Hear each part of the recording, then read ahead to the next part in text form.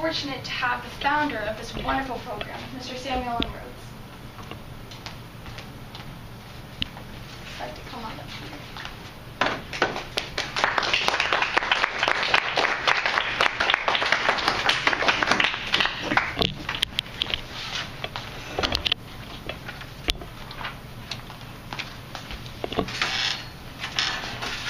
Now, could you explain what PTSD is to you? Well, you did a great job. Thank you.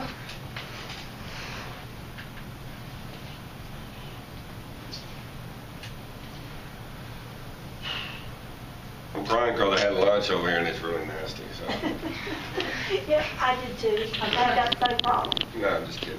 Wow.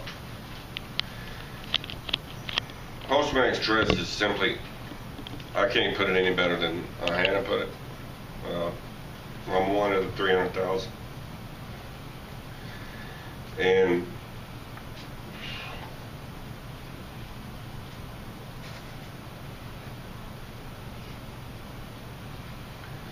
I reckon I'm just kind of shell shocked today because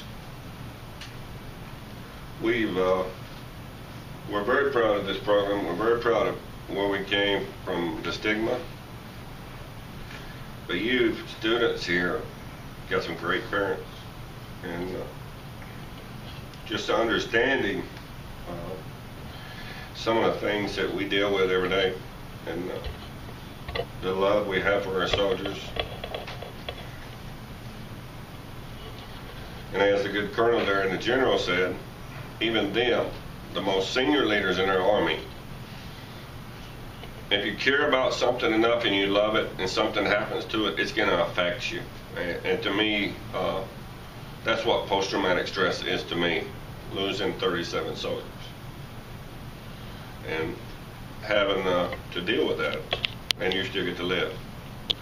And having to reflect on that, and as Hannah started this off with her role playing, there's too many memories that brought back from that. That's exactly what we feel, and not being the one that actually lost our life sometimes hurts more than had we died. And we just want to come back and regroup, become a part of a society. We want you guys and your parents and your families and to understand that we did it so our country could be free. I think post-traumatic stress is just an effect of anything, the traumatic, as you said, terrorism, war, a car accident is huge. Now, did you experience the stigma that may have prevented you from getting treatment? I think it was a personal stigma for me, you know. Self-doubt is the world's worst enemy. I was one of 4 children that in my family, and the only one that graduated high school. The stereotype back then was that we were poor, we couldn't be anything, we couldn't make nothing, we were going to be on welfare the rest of our life.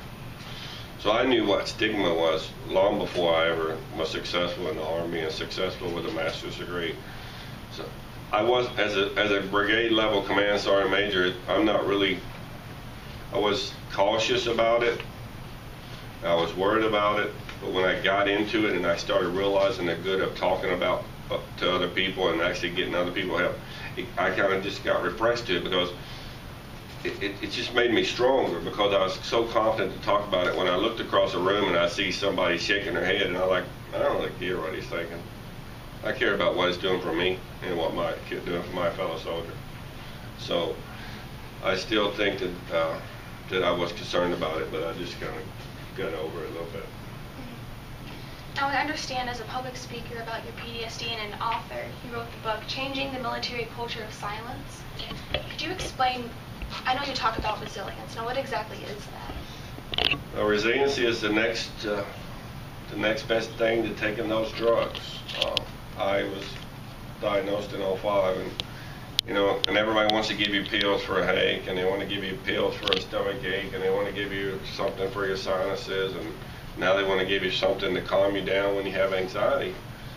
But resiliency gives you that because it helps you understand the moment.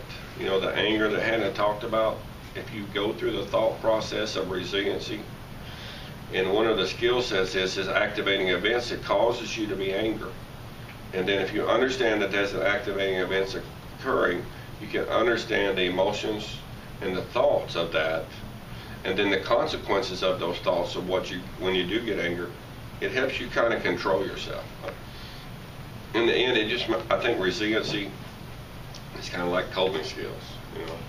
It gives you the ability to cope. You know, you have a certain routine you do every day, like coming to school, you know, and you think, wow, I hate school, but then when you start the summer, you say, man, I can't wait till school gets started, right? That's what you're going to say. Yeah. So I can't wait to get back to the drill sergeant and see her again, right? So that, I think it creates a lot of great coping skills. And we're actually going to the next level with us. We're fixing to do an 8th grade pilot here at Faith. I'm going to see Dr. Burnett next week, and we're going to do an 8th grade pilot this summer to come in here and teach performance and resiliency enhancement to the 8th grade class that graduates if they're still in the area. Right. Wow. So. Right. How did equine therapy, and I know your horses, you talked about that in the video, how did that help you cope with PTSD? Probably a bad role model for that.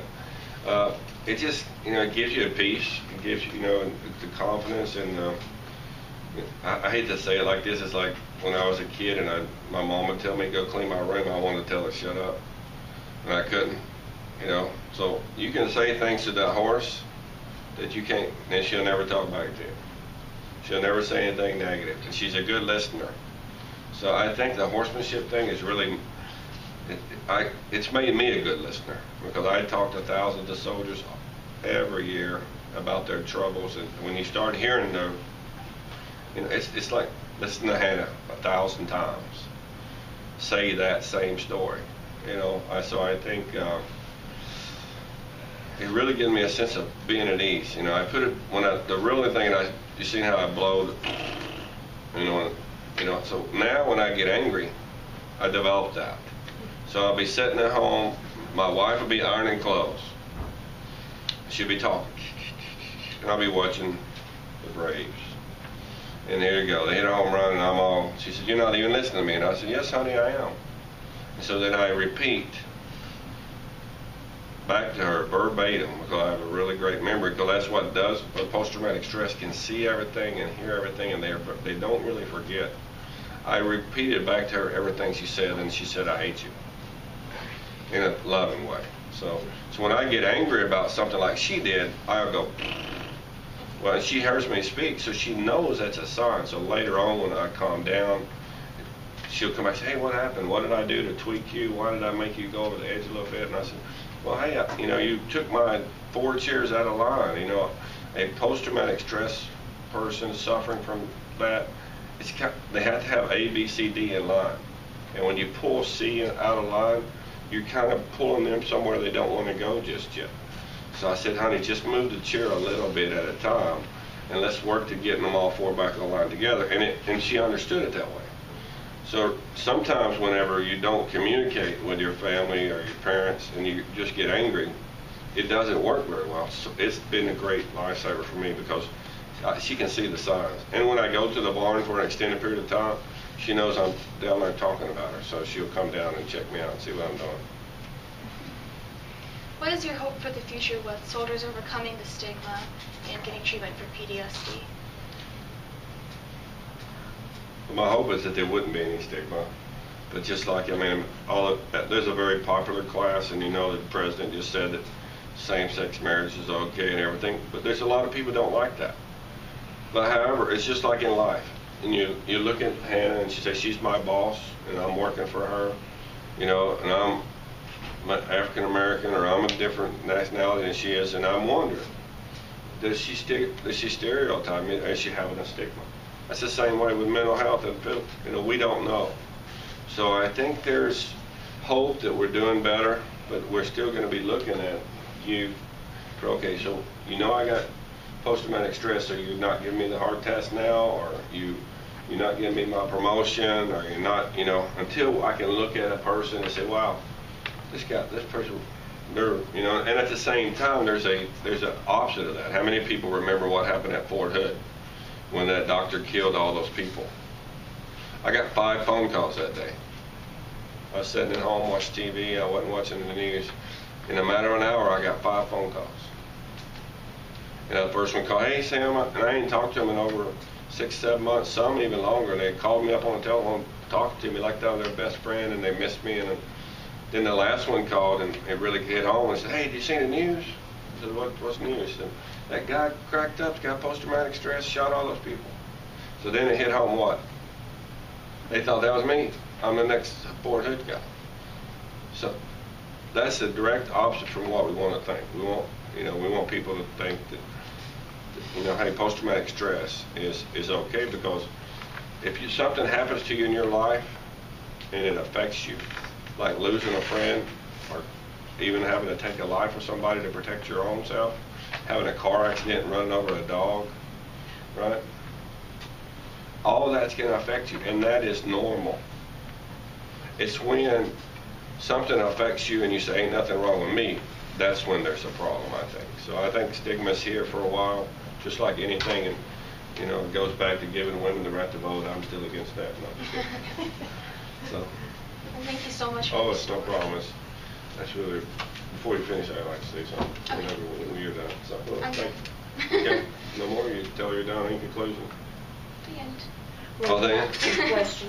Yeah, ask your question, yeah. We'll probably have something. Oh, question for me? Great. Okay. Can you have If you that? both just stay where you are. Okay, I'm just so right there, that too. we can see if there are any questions. Okay, no problem.